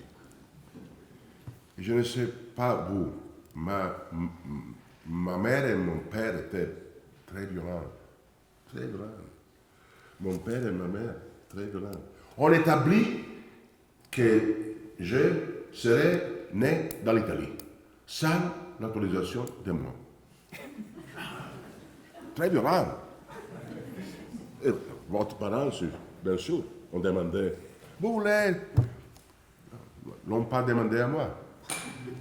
Et je suis obligé d'avoir comme patrie l'Italie sans ma choix. Non. J'établis d'avoir comme patrie l'Italie, il a un double valeur. Parce que seulement pour choix, seulement pour amour, il est possible d'avoir comme patrie un pays avec un hymne national qui n'est pas possible d'écouter. N'est pas possible d'écouter. Stringiamoci a corte, siamo pronti alla morte, che tale chiamò, che schiava di Roma, e Dio la creò. Oh! Ma c'est ici ma libre choix. Et toutes les fois qu'il y a l'hymne national, je vais là, avec le pot, avec la main sur le cœur, parce que ma choix. Ma femme, il n'est pas Miss Monde, mais ma femme, elle m'a choisi. Parce que pour ma femme, il est possible de parler comme ça et non pour la patrie. Et il faut penser que ma femme n'est pas en décision de mon père et ma mère. Pas en décision de mon père et ma mère. Ça signifie qu'une décision libre. Il faut penser que signifie le changement de mentalité. Et nous, il faut remercier les migrants. Les migrants. Les messages culturels des migrants. Alors on a parlé d'autres changements culturels. Climate change. Climate change. Guerre. Sécurité. Ils sont personnes qui parlent de climate change. Un groupe social qui parle de climate change. Et c'est un autre groupe social qui parle de paix. Et il y a un autre groupe social qui parle de sécurité. Il faut remercier les migrants parce que, avec la migration, nous sommes obligés à parler ensemble. Climate change, sécurité et peace. Et paix. Et paix. Il est très comique de penser que les Allemands, ou les Suisses, ou les Italiens, ont peur de climate change. Nous sommes les victimes de la climate change. On sommes les Africains et les migrants, les victimes de la climate change. Mais nous parlons, le climate change. Nous parlons de la guerre. L'Europe ne connaît pas la guerre depuis 80 années, ou quelque chose comme ça. Et qui est la victime de la guerre? Les Européens ou les Africaines? Qui est obligé à sortir, à laisser le pays. Et nous parlons de sécurité. Nous avons un problème de sécurité. Ce sont les migrants qui sont obligés à sortir du pays parce qu'il n'y a pas de sécurité. Alors, je pense qu'il faut complètement changer notre vision et parler d'une expérience qui est l'expérience de respect des droits humains. L'expérience de respect des droits humains. Je suis très fier d'être le maire de la ville de Palerme où est né un cours catholique, Don Pino Puglisi, bon ami de moi, qui fut tué à 93. Fut tué à 93 parce que la mafia pensait qu'elle était dangereuse. Il n'était pas contre la mafia. Elle volait seulement à l'école pour les enfants du village. Et l'on tuait parce qu'elle pensait qu'il était plus dangereux un simple cours catholique que les armes de police. Et l'on tuait. Et le pape l'a déclaré béate, aussi pour oublier les cardinals mafieux du passé. Vous avez compris que je suis catholique, hein? Je suis catholique. Je suis sicilien et parle contre les Siciliens qui sont mafieux. Je suis catholique et parle contre les cardinals qui sont mafieux. Mais après, je parle contre les imams qui sont terroristes, naturellement. Mais après, avant, je parle contre les cardinals qui sont mafieux. Et je suis très fier d'être le maire de la ville de Palermo, dont Pino Puglisi est né, mais je suis en même temps très fier parce que j'organise tous les années les plus grands gay pride du sud d'Europe. Oui, oui. LGBT. LGBT. Pas un jour, 3 mois. 3 mois. Oui, oui. 3 mois. Pas seulement le 29 juin, mais 3 mois. Et dans l'an passé, nous avons organisé 3 mois de pride. Et le thème était proposé de moi, homosexualité et mobilité.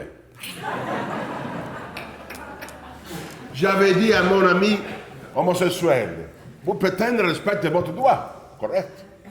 Il est possible de demander le respect des droits des migrantes. J'avais demandé à les migrantes, je respecte votre droit. Mais il est possible de demander le respect des droits des homosexuels. Combien d'homosexuels sont contre les migrantes? Et combien de migrants sont contre les homosexuels? J'avais invité dans une chambre. J'avais fermé la chambre avec le clé. Il y a le risque de séquestre des personnes. J'avais dit, il n'est pas possible de sortir sans une organisation du Pride de cette année. Nous avons fait le Pride migration et homosexualité. C'est fantastique. Nous sommes plus avant parce que notre passé est honte. Notre passé est honte. Et nous sommes plus avant parce qu'il faut oublier l'honte de la mafia au gouvernement de la ville de Palerme. Merci à les migrants. Nous sommes plus avant. Merci. Merci.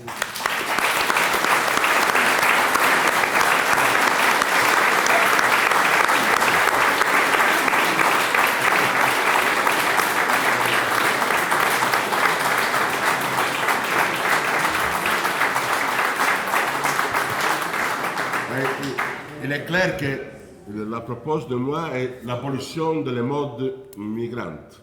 Oui. Pour Salvini, le projet est abolir les migrants. Il est en différence. Oui. Donc, abolir le mot ou abolir le migrant tout court. Donc, c'est ce qui est divers entre le ministre de l'Intérieur italien et M. Orlando. Par ailleurs, si vous avez envie de voir M. Orlando en action, vous n'avez qu'à mettre son nom sur Google et vous tomberez sur toute une série de vidéos où on voit M. Orlando la nuit, le matin, l'après-midi au port à Palermo qui accueille des migrants, enfin ça n'existe plus le mot migrant parce qu'il est en première file aux côtés du bateau. Les migrants descendent, il tend la main et il dit bonjour, bienvenue, vous êtes palermitain. Donc, vous imaginez que, surtout en accueillant des milliers de migrants et en leur offrant un lieu d'accueil sûr, cela a contribué à diminuer dramatiquement les questions de la criminalité qu'on connaît dans les villes du nord italien. Première chose. Mais deuxième chose, a donné à la ville une richesse culturelle inimaginable. Et la mention que M. Orlando a fait tout à l'heure du festival en cours ce jour est justement un festival où ce sont les résidents tout d'abord de la ville, de différentes communautés internationales, nationales, etc., qui non seulement sont à l'honneur, mais ils sont des acteurs de ce festival, ce qui est magnifique. Il nous reste 3 quarts d'heure et j'aurais envie peut-être de donner d'abord la parole au public parce que je vois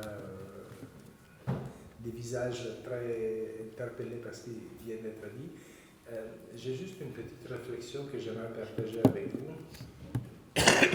Par rapport à cette Méditerranée, on a dit des choses tout à fait importantes, mais au fond, on continue à opposer ces stéréotypes, le sédentaire, soit-il agriculteur, soit-il urbain, c'est ce symbole de la civilisation par rapport aux migrants, aux nomades, qui sont plutôt perçus comme le problème, une question qui est devenue sécuritaire, et on ne sait pas bien pourquoi, finalement, surtout que plusieurs pays de la rive nord de la Méditerranée, dans leur histoire du XXe siècle, ont connu eux-mêmes un phénomène migratoire très important, un phénomène migratoire non seulement continental, mais transcontinental. Donc on a de la peine à comprendre également comment, dans un espace de 2 générations, même pas de 3 ou de 4, la vision du flux migratoire est perçue comme une nécessité lorsque eux-mêmes ont dû migrer et comme un problème sécuritaire lorsqu'il s'agit au fond d'accueillir des migrants qui, pour x, y raison, cherchent asile ou cherchent de nouvelles possibilités. Mais je pense, au fond, que cette dichotomie entre le sédentaire et le nomade, le civilisé et le primitif, a des racines profondes dans la culture judéo-chrétienne en Méditerranée. Au fond, les 3 religions partagent des symboles, et je pense notamment à l'histoire de Abel et Caïn. Abel, qui est l'agriculteur sédentaire, qui est le symbole d'une civilisation, qui est le bon, et Caïn, qui est le nomade, le pasteur, et qui est le méchant, qui est celui qui va tuer Abel. Cette dichotomie de Abel et Caïn est fondatrice, je pense, dans les siècles, quelque chose qui est ancré dans l'inconscient de la religion judéo-chrétienne, qui continue de baliser par certains aspects cette vision de l'autre, de nous-mêmes et de l'autre, et qui est dure à des racines.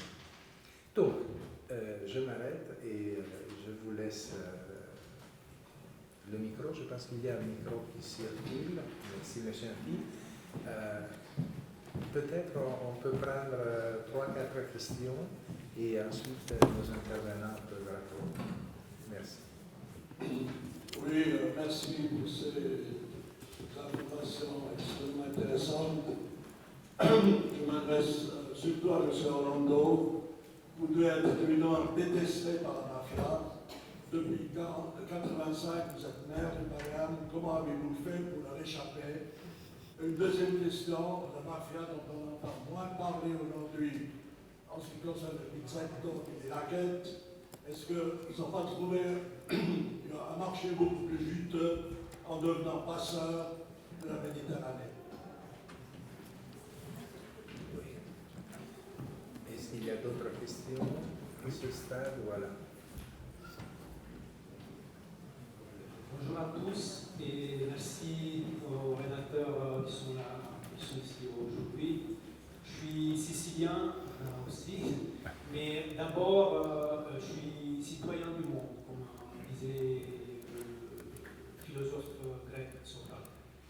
Et je fais partie d'Amnesty International, donc je connais bien la situation malheureusement à la Méditerranée. Et j'aimerais poser une question à tous, surtout aux rédacteurs. Si le futur disposition et leur vision voilà, des actions qu'on doit mener pour sortir de cette impasse. Voilà. Merci. Merci beaucoup. Merci beaucoup. On prend peut-être encore une question ici devant. Et puis, oui.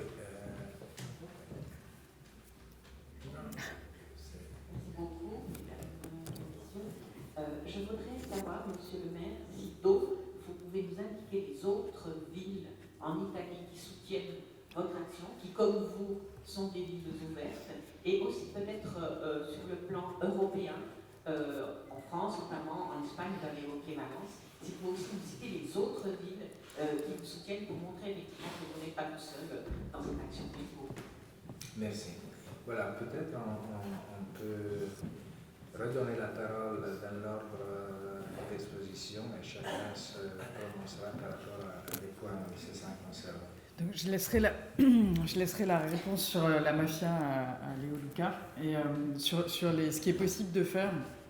Et ça, du coup, ça répond un peu à vos deux questions.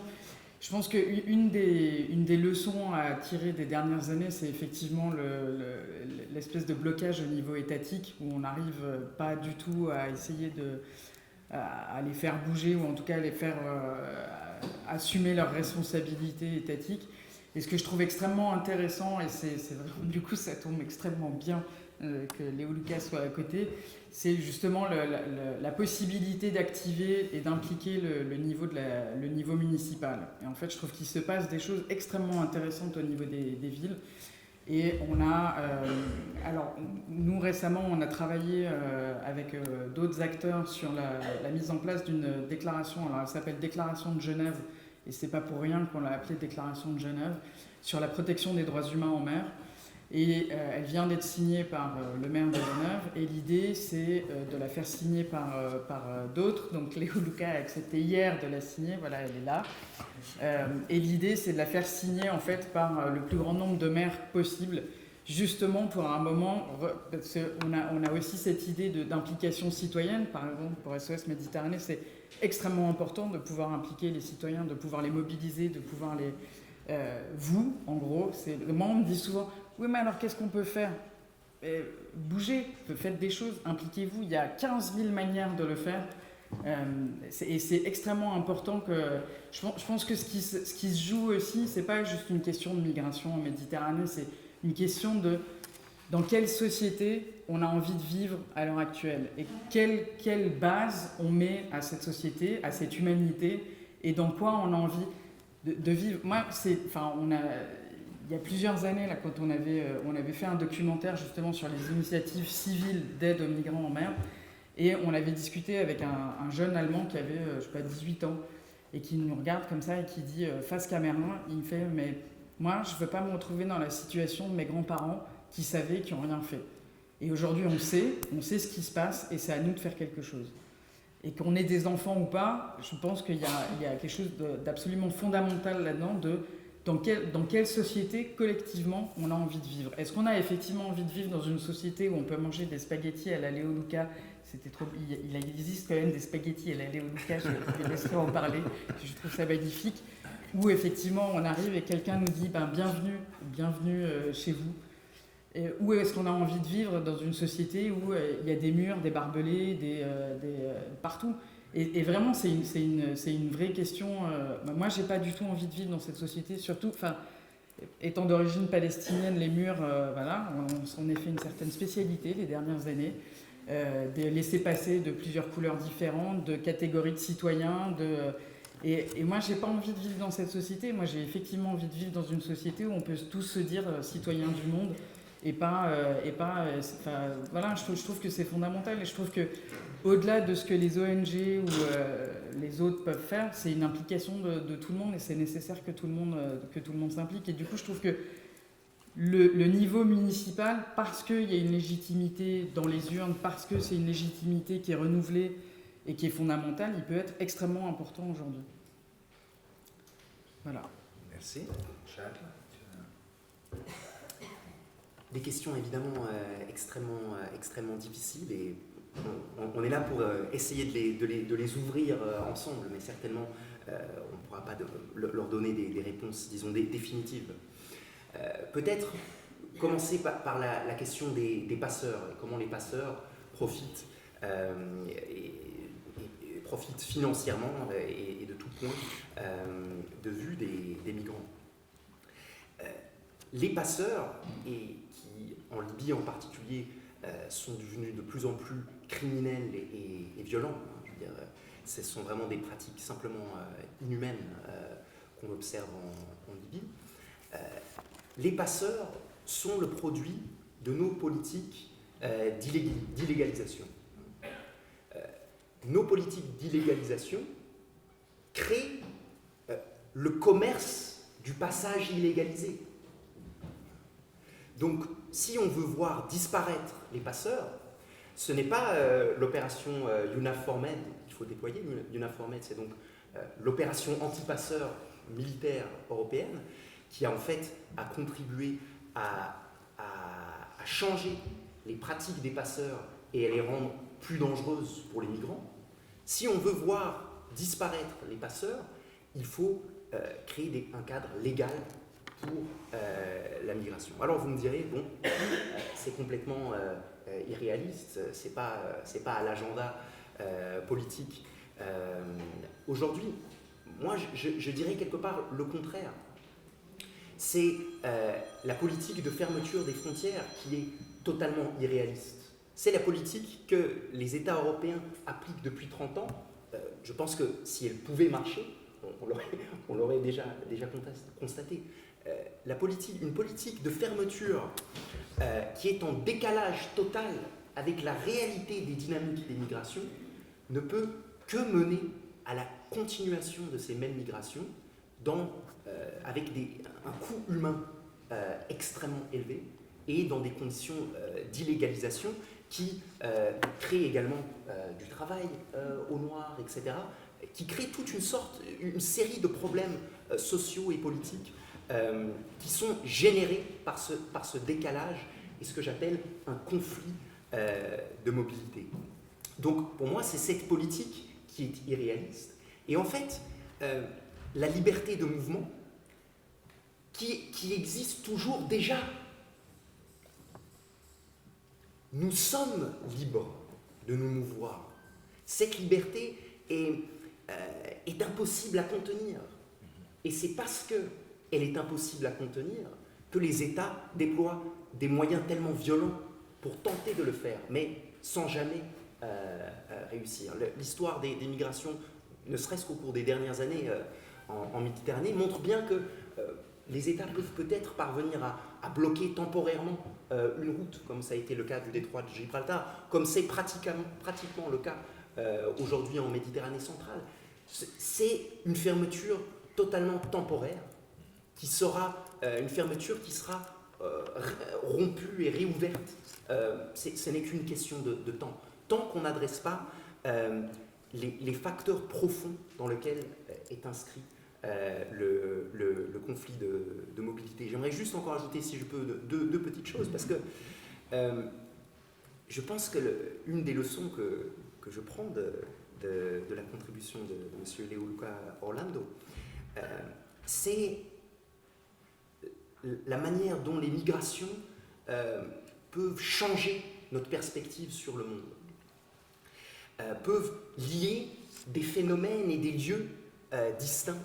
Et c'est qu'en faisant ce lien-là, en allant au-delà des perspectives nationales et de la défense des soi-disant intérêts nationaux, qu'on pourra trouver des solutions durables aux migrations. Il faut commencer par ces trajectoires, par les trajectoires des migrants, et analyser à chaque fois quelles sont les différentes formes de contraintes, elles sont multiples, qui affectent leur trajectoire. Et à partir de là, on peut commencer à penser à des politiques différentes. Il y a aussi, évidemment, une multiplicité d'actions directes que chacun de nous peut appliquer partout où nous sommes. Caroline et moi, nous avons en partie choisi le terrain de la Méditerranée comme le lieu de nos interventions, mais les interventions pour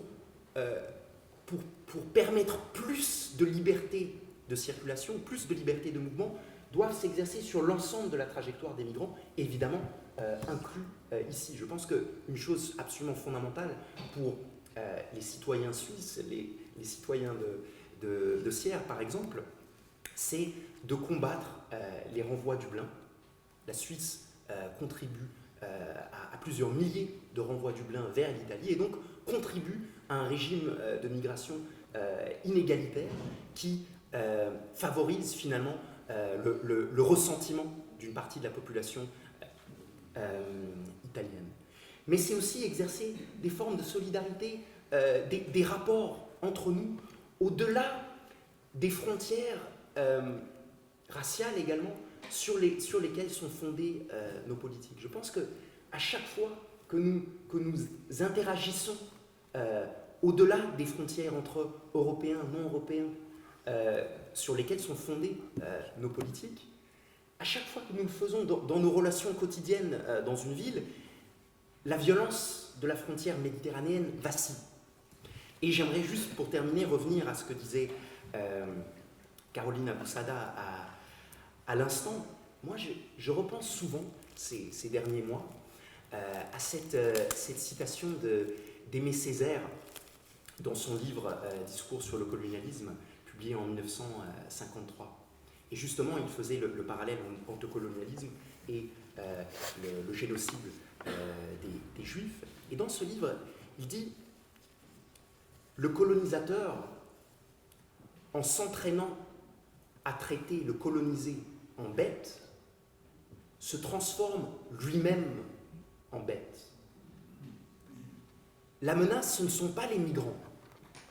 La menace pour nos sociétés, pour nos États, c'est le traitement que nous réservons aux migrants. Et donc, chaque fois que nous établissons des rapports humains au-delà des frontières au quotidien, nous faisons vaciller les frontières en Méditerranée, mais nous sommes aussi en train de nous sauver nous-mêmes. Et c'est là aussi le slogan, quelque part, de l'organisation méditerranéenne qu'évoquait Leoluca Orlando, Restiamo umani. Io sono persona, je suis personne, et nous sommes communautaires. Voilà, je terminerai là-dessus. Merci.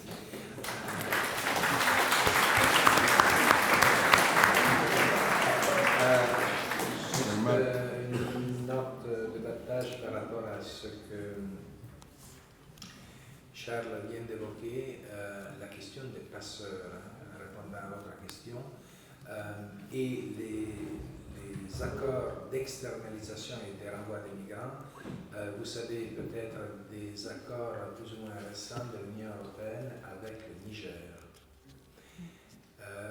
Ce qui rend tragique le parcours des migrants, non plus seulement en Méditerranée, mais dans le désert, puisque la route de la migration commence à Niamey. Et la loi, enfin les accords européens avec le Niger ont complètement changé, subverti l'ordre des passeurs entre guillemets légaux, qui n'existent plus aujourd'hui. En fait, les Libyens ont pris une grande partie du marché des passeurs à partir du Niger. Et s'il y a des milliers de morts en Méditerranée, il y en a de plus en plus dans le désert libyen, entre le Niger et la Libye.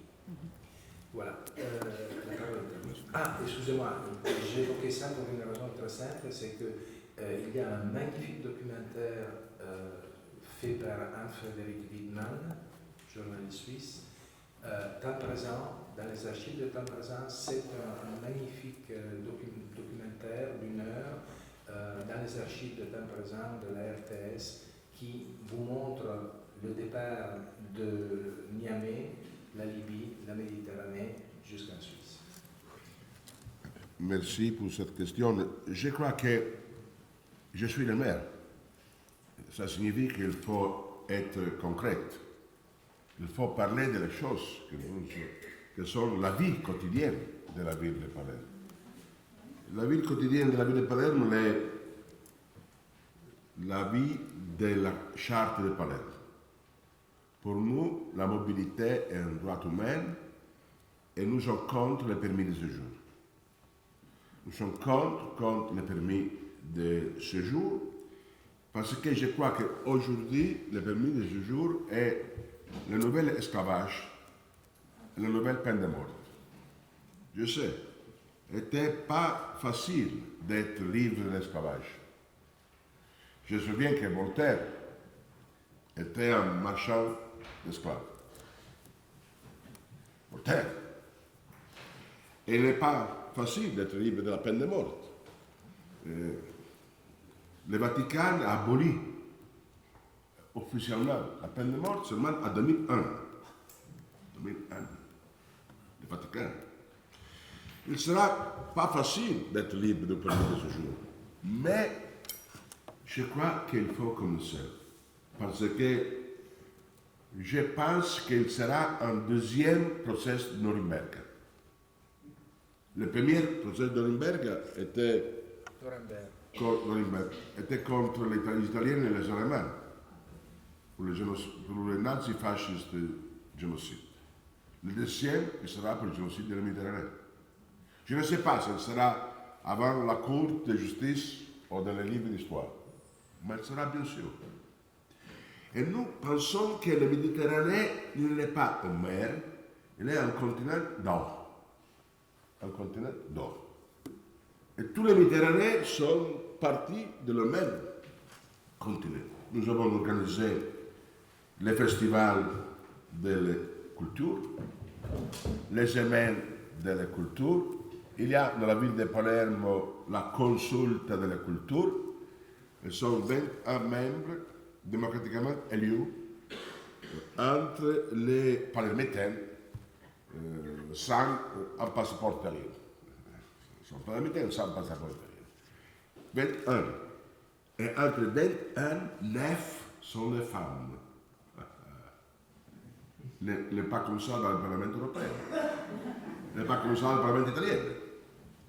Et le président était un docteur de la Palestine, après une femme de Capo Verde, et maintenant il est un président réélu, il est un ingénieur de Costa d'Avorio.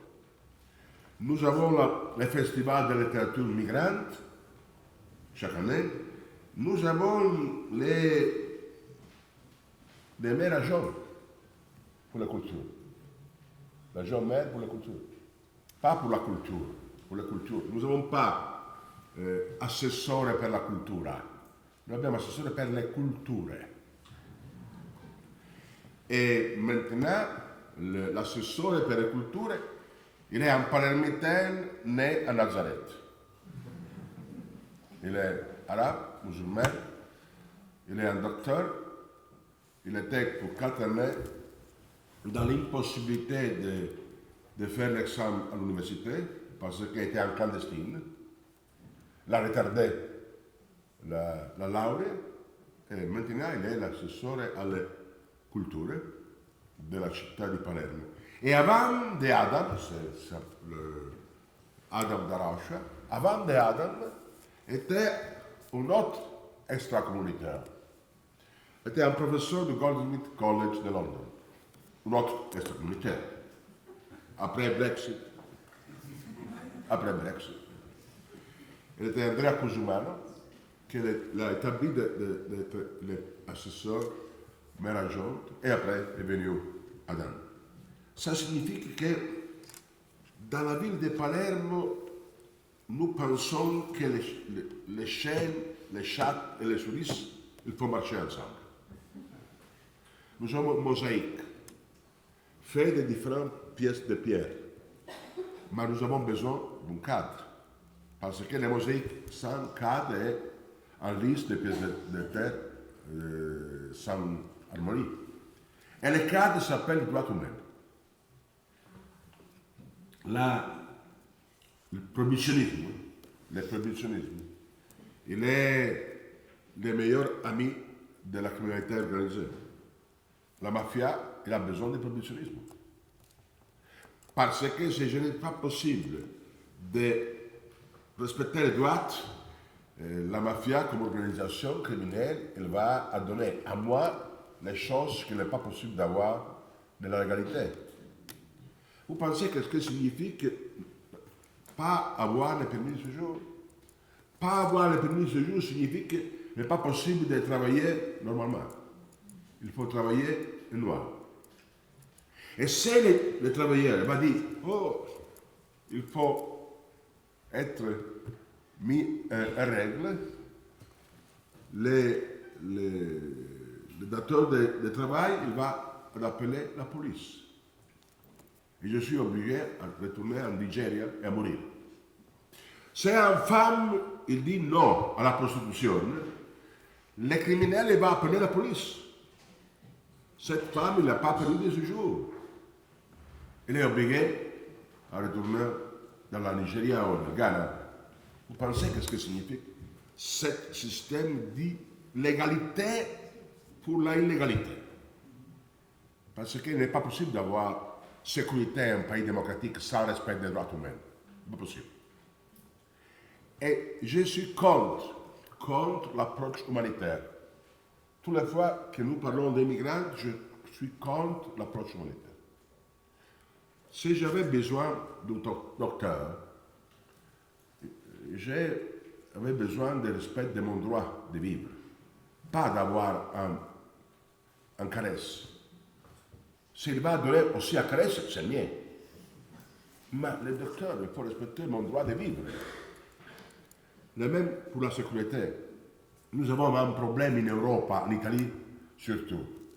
Nous avons beaucoup de politiciens qui pensent qu'il est possible d'être les belles copies de Salvini. Non, non. Je ne suis pas d'accord. Je pense qu'il faut être les mauvais originaux contre Salvini. Pas les belles copies de Salvini. Parce que c'est l'approche humanitaire. Salvini, tous les Salvini d'Europe, pas seulement Salvini, Orban, tous les Salvini d'Europe vont gagner parce que je suis d'accord avec toi, il faut interdire la présence des migrants en Sicile. Je suis d'accord avec toi. Elle dit, il ne faut pas permettre la traversée de Méditerranée. Je suis d'accord avec toi. En fait, il est toujours plus un. Je suis complètement contre cette approche. J'ai dit que normalement, Salvini il va jouer cricket, il va jouer volley, un autre sport, autre règle, autre valeur. Pour cette raison, toutes les fois que j'ai donné les descriptions anagrammiques, beaucoup de fois. Et le ministre Salvini, le 2e janvier, a dit à la télévision, officiellement, nous allons envoyer l'armée contre Orlando. Ils sont passés 4 mois, l'armée n'est pas arrivée. Parce que j'avais besoin pas du tribunal, j'avais besoin d'un tribunal. Parce qu'avant le tribunal, bien sûr, la loi est contre la Constitution. Je suis optimiste parce que nous avons la Constitution. Je suis optimiste parce que nous avons le président de la République. Je suis optimiste parce que nous avons le pape. Mais surtout, je suis optimiste parce que nous avons l'Union européenne des banques. Oui, bien sûr. Je suis contre l'Union européenne des banques. Mais il faut remercier. Parce que Mussolini n'avait pas l'Union européenne des banques. Hitler n'avait pas l'Union européenne des banques. So, je suis contre l'Union européenne des banques, mais en ce moment, je remercie l'Union européenne des banques. Parce qu'il faut voir ce qui va passer avec Brexit. Une catastrophe. So, je crois qu'il est clair que la lutte contre l'illégalité n'est pas seulement le respect de la loi, mais surtout le respect des droits humains. Merci. Merci.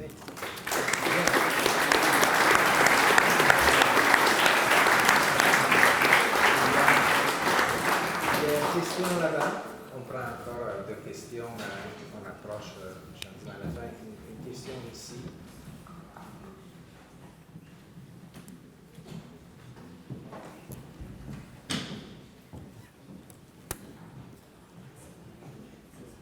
Je voudrais me faire un petit peu l'avocat du diable dans toute cette question, en partant du propos de madame qui parlait des barbelés, le choix entre les barbelés et le choix entre les spaghettis et le rouleau. Pasta, pas spaghetti. Et en fait, dans cette salle, comme souvent dans ce genre d'événement, il y a majoritairement et massivement des gens qui sont pour manger les pâtes ensemble. Et tous ceux qui ne veulent pas manger les pâtes ensemble et qui pensent que les barbelés c'est la solution, ils ne viennent pas ici et ils n'entendent pas ce discours. Ils n'arrivent pas à entrer dans ce discours. Et c'est pour ça qu'ils votent pour Trump, ils votent pour Orban. Et ma question, c'est, je trouve admirable cet optimisme. Mais on dit quoi à tous ces gens qui vont voter ce week-end et qui amènent aussi des politiques, justement, du type de Matteo Salvini? Parce que c'est eux qu'il faut convaincre. Nous, c'est bon. Merci. Excellent.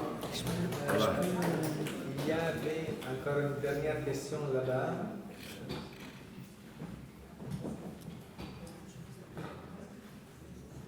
Bonjour, alors merci pour votre intervention. Moi j'ai une question de monsieur Jean-Marc. En fait, est-ce que la politique migratoire que vous voudriez mettre en place, elle ne va pas à l'encontre des traités européens de Maastricht, la règle des 3% d'austérité? Ma première question. Parce qu'il faut des investissements publics, et les investissements publics en Europe sont fortement contraints. Et ma deuxième question, en fait, c'est par rapport à M. Salvini. Il y a beaucoup de théories complotistes qui disent que actuellement M. Salvini joue avec les migrants pour préparer une sortie de la zone euro. Et M. Léo, qu'est-ce que vous pensez de cette théorie? Voilà. Merci beaucoup.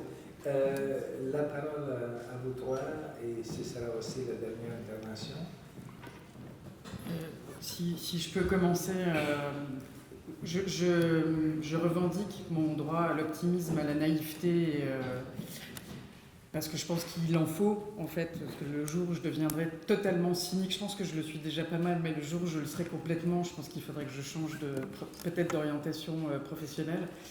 Mais en tout cas, dans le cadre de SOS Méditerranée, et puis du coup dans le cadre du festival du film sur les droits humains, je me suis retrouvée confrontée assez souvent, puis même quand je travaillais pour MSF, à des gens qui sont absolument pas d'accord avec l'idée que les spaghettis c'est mieux que les barbelés, pour résumer.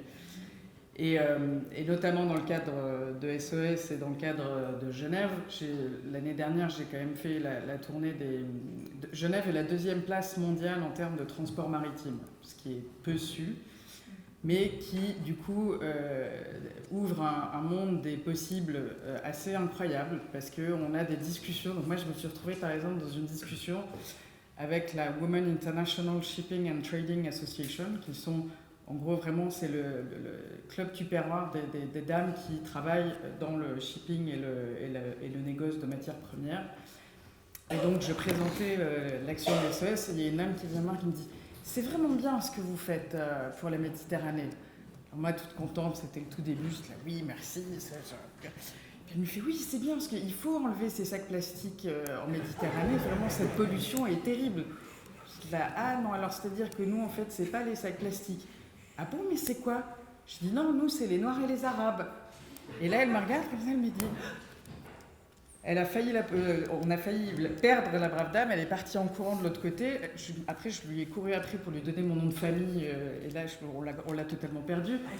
Mais, je dis ça en rigolant, mais il y a vraiment... c'est pas du tout... En fait, contrairement à ce qu'on peut penser, il n'y a pas que des convaincus qui se retrouvent, en tout cas sur le chemin de...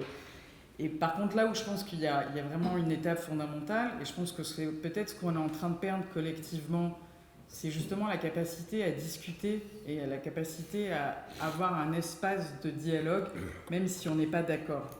Et je pense que si... Alors, on a parlé tout à l'heure de Google et compagnie, je pense qu'un des drames de la vie sur le net à l'heure actuelle, c'est la présence de ces algorithmes qui, en fait, font que vous ne rencontrez que des gens qui pensent comme vous. Et du coup, c'est d'ailleurs, pour reprendre une métaphore, les accords d'Oslo, ça a été le drame des accords d'Oslo. En fait, ça a été de créer des régimes différents et de créer une séparation absolue entre Israéliens et Palestiniens qui a enlevé tous les espaces de discussion, de communication, de dialogue, de débat possibles. Et en fait, toute connaissance de l'autre. Et c'est pour ça que moi, je pense absolument fondamental de continuer à aller discuter avec les gens du transport maritime, de continuer à aller discuter avec des gens de droite ou d'extrême droite, parce qu'effectivement, la migration, c'est pas un privilège des gens de gauche et des gens qui aiment les spaghettis. Moi, je pense que c'est absolument, et c'est aussi pour ça que vous avez un rôle, parce que très clairement, c'est aussi à vous, je pense, de servir de courroie de transmission sur ce type d'information. C'est de rappeler la réalité, de rappeler ce qui se passe, de redonner des faits, et de jamais, jamais, jamais tourner le dos à une discussion avec quelqu'un avec lequel on n'est pas d'accord. Et ça, je pense que c'est absolument fondamental. C'est pas toujours facile, vraiment. Alors, en plus, là, pareil, dans le cadre de SOS Méditerranée, moi, alors probablement pas autant que mon voisin, mais j'ai reçu un certain nombre de menaces de mort. Voilà, il y a quand même des fois où on se dit, bon, est-ce que vraiment ça en vaut la peine? Qu'est-ce que je suis en train de faire de ma vie? Et bien oui, en fait, je pense que ça en vaut la peine. Ça vaut la peine de trouver les arguments nécessaires pour essayer de convaincre l'autre et de rappeler, enfin, je reviens sur mon idée peut-être un peu naïve d'humanité commune, mais vraiment, je pense que il faut, voilà, après, c'est pas facile et il faut le faire, et c'est fondamental. Et évidemment qu'il faut, alors après, oui, c'est pas désagréable d'être parfois face à des audiences qui sont plus convaincues que d'autres, où effectivement on a l'impression de partager quelque chose et de ne pas être seul justement dans cette lutte. Mais ouais, je pense que c'est extrêmement important. Merci. Charles. Très brièvement, bon, peut-être une chose que j'aimerais souligner, ça peut être intéressant d'avoir aussi on aimerait presque avoir un politologue aussi avec nous. Et ce que certains politologues montrent, c'est que contrairement à ce qu'on pense parfois, il n'y a pas une perception européenne de la population européenne qui devient de plus en plus anti-migrant. Il n'y a pas un phénomène généralisable de la sorte. Il y a des moments où la migration devient une thématique beaucoup plus politisée, mais ça peut être à des moments très localisés dans le temps, dans l'espace, etc. Donc, j'aimerais, pour discuter de cette question de manière plus fine, je pense qu'il faudrait vraiment aller dans le détail de comment les perceptions évoluent, comment la perception, qui ne peut pas être forcément négative, peut trouver des pointes de peur en lien avec la politisation des migrations. Donc, simplement, peut-être pour contrer ce sentiment qu'on a parfois dans des discussions que nous sommes minoritaires, tout va toujours plus mal, qu'est-ce qu'on peut faire? En fait, la situation est plus nuancée. Et je pense qu'on voit en fait à travers l'Europe, je circule pas mal aussi et j'entends des échos de différents contextes, en fait avec ce qu'on appelle l'été des migrations, 2015, ces arrivées beaucoup plus importantes à travers l'Europe, des mouvements de solidarité extrêmement importants qui ont émergé partout. Et c'est très très impressionnant de voir ces mouvements qui se sont déployés sur des choses très très immédiates, des soutiens directs de personnes qui n'étaient souvent pas du tout des militants convaincus de longue date. Et je pense qu'en fait, une part beaucoup plus importante de la population qu'on ne le pense parfois soutient en fait les migrants.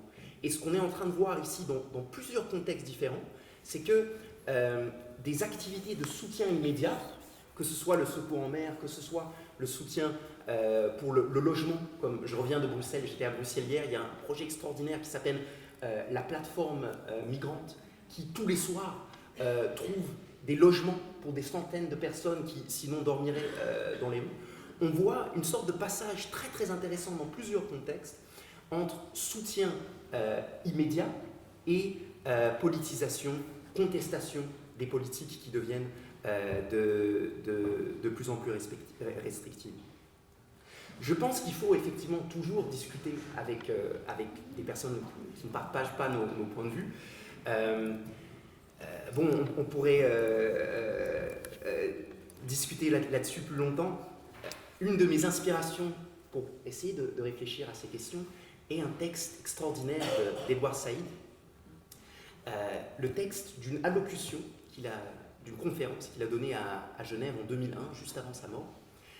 Et ce texte est intitulé Pour une paix juste, for a just peace.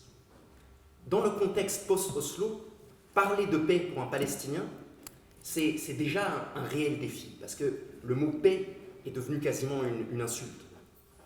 Et Saïd prend ce défi à bras-le-corps et se demande quelles seraient les conditions pour pouvoir parler d'une paix juste.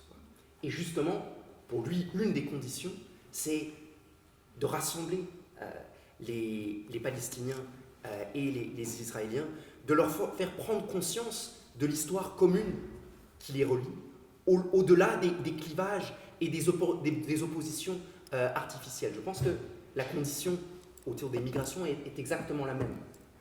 Il faut, d'ailleurs, c'est une illusion totale de penser qu'on peut imposer des politiques restrictives aux gens sans prendre en compte leur voix, leurs désirs. Et dans ce sens, il y a une dimension non démocratique, antidémocratique, intrinsèque à toute politique migratoire. On impose des règles, des lois à des personnes qui n'ont pas leur mot à dire dans leur définition. Et donc il faut absolument créer ce dialogue et il faut imaginer de nouvelles manières de le faire. Il faut discuter, il faut imaginer d'autres politiques, mais il faut aussi résister. Il y a certaines pratiques sur lesquelles on ne peut pas discuter et on doit simplement opposer notre résistance et désobéir à la loi lorsqu'il le faut. Merci.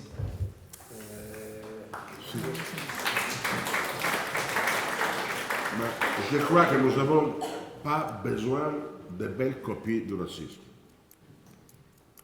Je suis convaincu, je suis d'accord avec Charles, je suis convaincu que la grande majorité des Européens n'est pas avec racisme. N'est pas. Mais il faut donner un propos clair.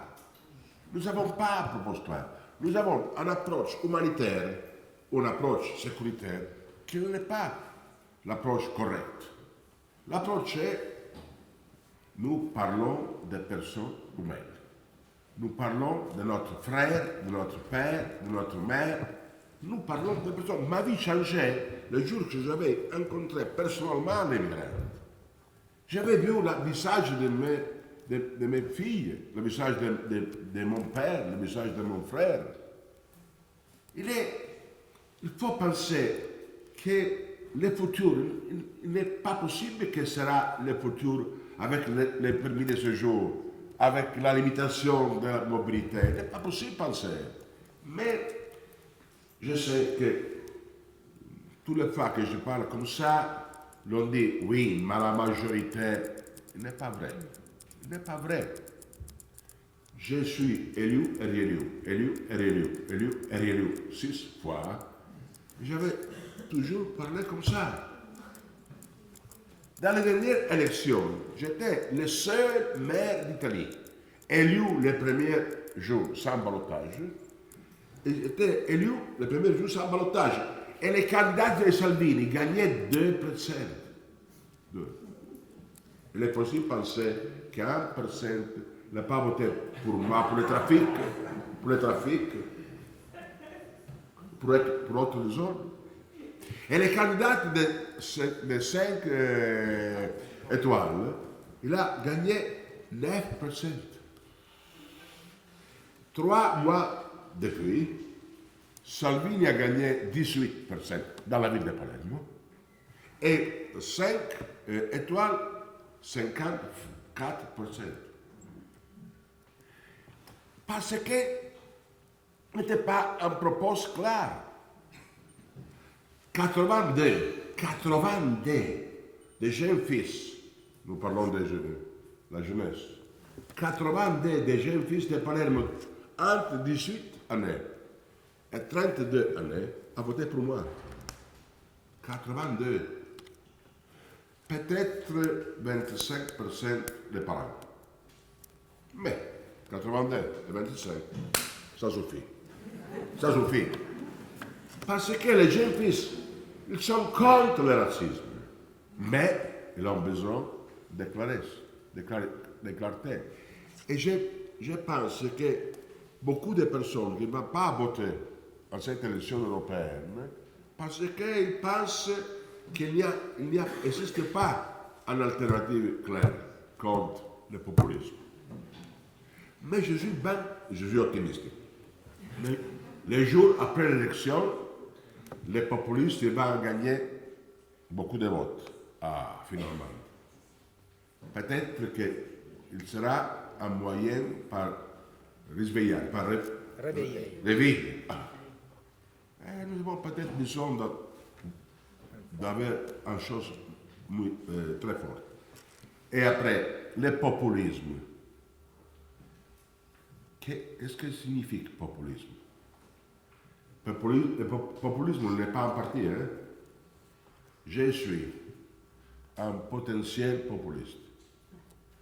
Charles est un potentiel populiste. Populisme signifie avoir pas respect pour le temps. Le populiste, il pense qu'est possible la solution d'un problème ou faire quelque chose tout de suite, sans contraste. Il est le populisme.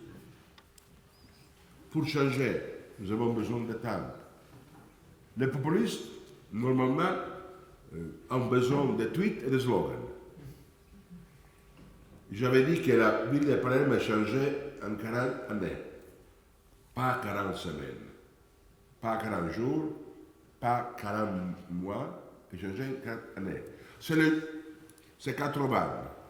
Le jour que Pier Santi Matera, le président de la République de la région sicilienne, fut tué par les politiciens de son parti et par les mafiosi, Sergio, le frère, et moi, avait dit en 3 mois, la ville de Palerme sera libre du gouvernement de la mafia. Il sera en position populiste.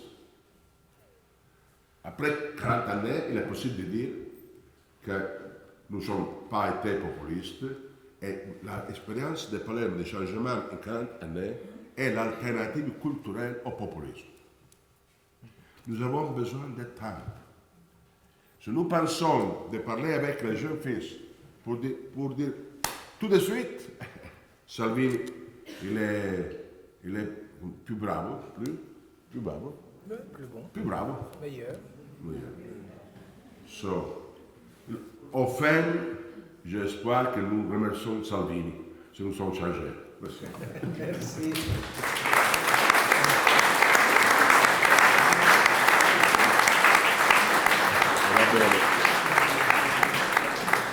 Je ne pense pas qu'il faille un mot de conclusion, mais plutôt d'ouverture. Et je suis très stimulé par la question qui a été posée par le monsieur tout à l'heure et des réponses.